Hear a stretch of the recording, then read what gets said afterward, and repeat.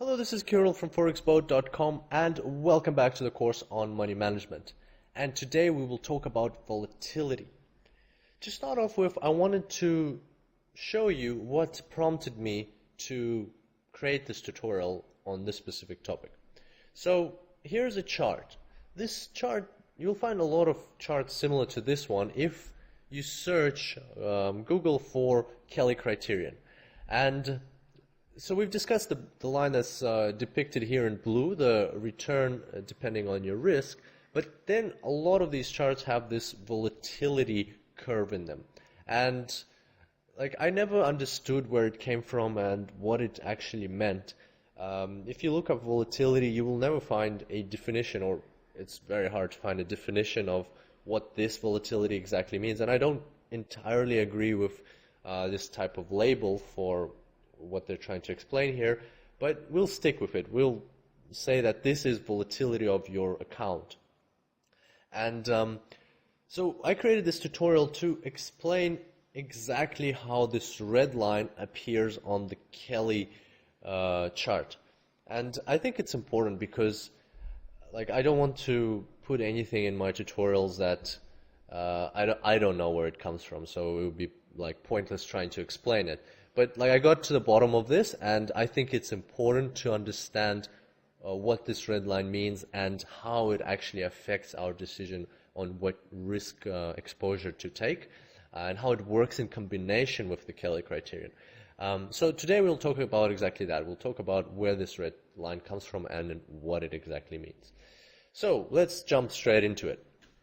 So let's imagine that we have a starting balance of $100. And what we're going to do in this table is we're going to look at different scenarios of when we lose a certain percentage of our balance, and we will see how much it will take us to recover back to our starting balance. So let's say from our $100 we lose 10%. That means our new balance is $90. Now, in order to recover back to $100, it's not enough to earn 10%. Because if we earn 10% now, we will only have $99 on our account. So that means we have to earn more than 10% to recover back to $100. And if you calculate that percentage, it'll be 11%. So not a big difference. If you lose 10%, you only have to earn 11% to get back to where you were at the start. Now let's say your starting balance is $100 and you lose 20% of that. Your new balance is $80. And now, in order to recover back to $100, you need 25%. So in order to get from 80 to 100, you need to add another $20. So you need to earn $20. And $20 is 25% of your current balance of $80. So as you can see, the difference is slowly increasing. If before it was only 1% difference, now it's already 5% difference. Let's look at another one. Let's say if we have $100 and we lose 30%. Our new balance is $70. And to get back to $100, we need 43% gain. So we need to earn another $30 on our account, and that is 43% of our current balance of $70. Once again, the difference has increased even more. Next, if we had $100 and we lost 40%, taking us down to $60 of balance, we would have to earn 67% to get back to 100. If we lost 50%, we would have to earn 100%. So this is an easy one. So if you lose 50% of 100, you go down to 50. In order to get back to 100, you need to earn 100% of your current balance, meaning another $50. So this is a good validation point. Next, if you had $100, you lost 60%, you need to earn 150%. To get back to 100, if you lost 70%, you need 233%. If you lost 80%, you need 400%. So you can see how rapidly this percentage is increasing, and it just gets bigger and bigger and bigger the more the original loss is on the account. There's actually a formula that governs the relationship between them, and the formula looks like this, where the green is the gain and the red is the loss. Y is your gain, X is your loss. If you plug into this formula those percentages that we saw, then you will see that this formula is the one that describes that relationship.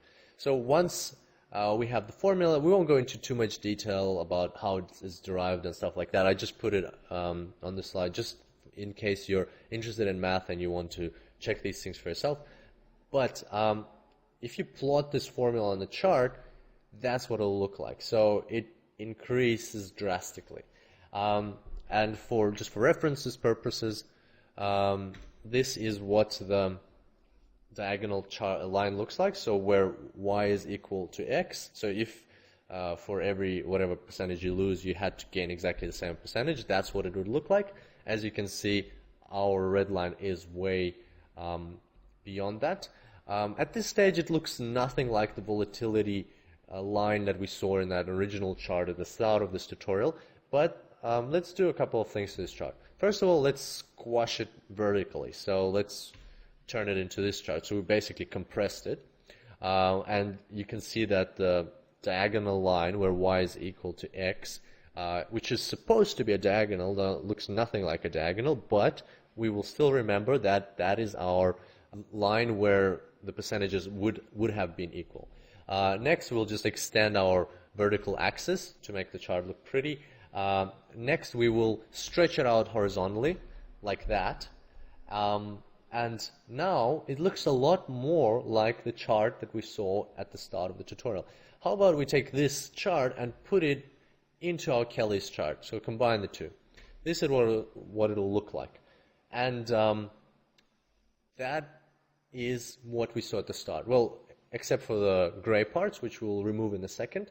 So before we remove the two gray lines, which is the vertical axis on the right and the diagonal, or what used to be the diagonal, it's important to remember, first of all, that this red chart has an axis of its own. So the blue axis on the left is only relevant to the Kelly chart, the green chart. The red line has its own axis and has nothing to do with the axis on the left. So that's one thing that's important to remember.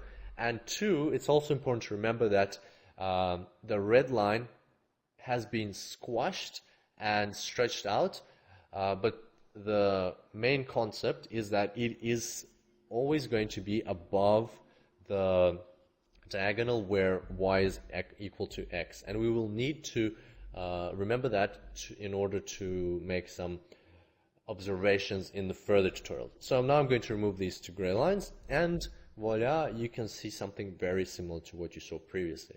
So here we've combined the volatility chart and the Kelly chart. So that's pretty much it for today. The main purpose of today's tutorial was to give you some background on this red line and kind of explain where it comes from and what it means. And that will allow you to be more comfortable when we derive insights from the Kelly's chart in the next couple of tutorials, which are going to be the main takeaways from this section. On that note, we'll finish off today's tutorial. I'll look forward to seeing you next time, and until then, happy trading.